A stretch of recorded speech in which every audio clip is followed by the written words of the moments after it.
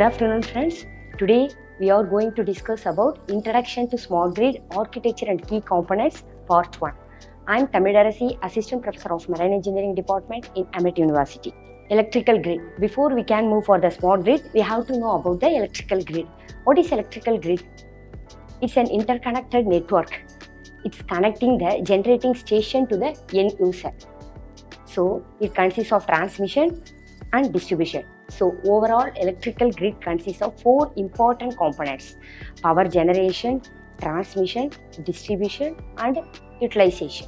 So these are all the 4 important components of the electrical grid.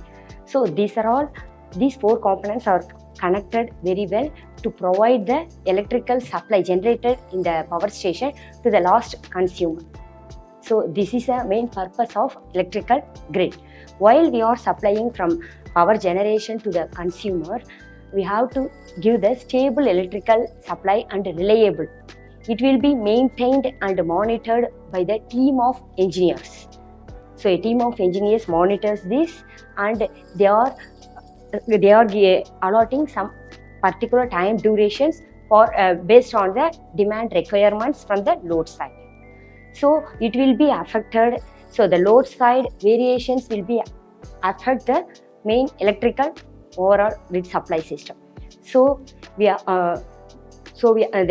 load variations in the load side will vary, increases or decreases. So some fluctuations, the variations of the electrical load overall affects the electrical supply system. So while if load decreases means, what will happen means the disturbance of electrical supply system occurs. If in case the load increases means, what will happen means only the emergency supplies will be continued. The remaining domestic and commercial purposes are cut down. So like this, we have to maintain the stable operation, reliable operation to the consumers. This is very, very important factors and features in the electrical supply system. So what are the failures? The major failures occurs in the electrical supply system are brownout, blackout and load shedding. What is brownout? Brownout is a variation of the voltage to the supply in the percentage of 10 to 25%. So it will be created by the utility that is from distribution itself. It will be changes or it will be corrected by itself after some time.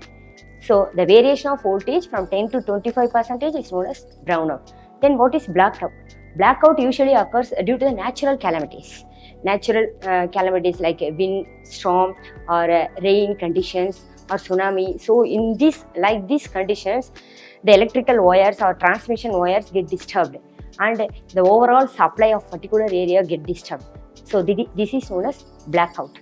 And next one is a load shedding. Load shedding is nothing but the variation of the load side. The variation of the load will be increases. While the load consuming will be increases means, what will happen means we are connecting only the emergency supply only. So the remaining domestic commercial are cut down. So this arrangement of load is known as a load shedding. So what is in the electrical grid? What is the main problem in the conventional grid? The conventional power is generated, transmitted, distributed and utilized at the consumer side. What's the main problem is aged. That is the age means it's a very conventional old devices and electrical circuit apparatus we are using, and it's centralized one. It mainly depends upon only on centralized, and it can operate the electrical grid only by the manual operations, and it's vulnerable to fault conditions. So these are all the main important problems occurred in electricity grid: aged, that is aging, and centralized manual operations and vulnerable. And next one is this: what is smart grid? What is the main benefit of smart grid? It's a very, very, very important. Gives a very accurate distribution to the consumer side. What is smart grid means? It's an advanced electricity generation, delivery, and to the consumer. Advanced information metering, monitoring, and management. That is it balancing the supply and demand by using the smart grid. But in the conventional method, the balancing is very tough. But in smart grid, it's easily able to achieve. And the stability and the safety also we are able to easily achieve by the smart grid. And we can use effectively use of the renewable energy systems also. So what are the main components we are using in smart grid? The sensors, smart meters, wireless communication and artificial intelligence. These are all the main important components we are using in the smart grid. And what's occurring in smart grid? What's the process? Smart grid is digitalizing the electricity network for the sake of enabling its user two-way information between generation and consumer side. So real-time status can be able to predict it very well. So the upcoming events, upcoming faults, we are able to detect easily, and we can able to take the proactive actions by using smart grid. So, but the conventional method, we are having only one-way communication. But in the smart grid, you are able to transfer the information digital as well as two-way communication. And the main essences of the smart grid. What are the main essences? Main essence of smart grid is the communication and integration. We are integrating the ICT tools, that is information communication technologies in the ancient electrical grid, and measuring instruments and monitoring, controlling information and processing and analyzing, prediction, reporting, alerting and automatic responding. These are all the important components or features we are including in the smart grid. These are all the essences of smart grid. But in the old conventional method, we can't able to do all these things.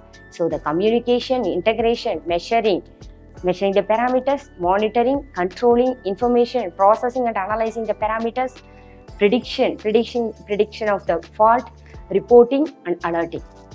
So what is the main differences between the traditional versus smart grid? In the traditional grid, power generation is a centralized power generation, but in the smart grid is a centralized distributed power generation. We can include the renewable energy also. So in the traditional, unidirectional power flow will occur, but in smart grid, multi-directional power flow will occur. And in the traditional, operation based on historical experiences, but in the smart grid, operations based on real-time data. So up to this, the part 1 of introduction to the smart grid architecture and its components is over. Next we can see in the part 2. Thank you friends.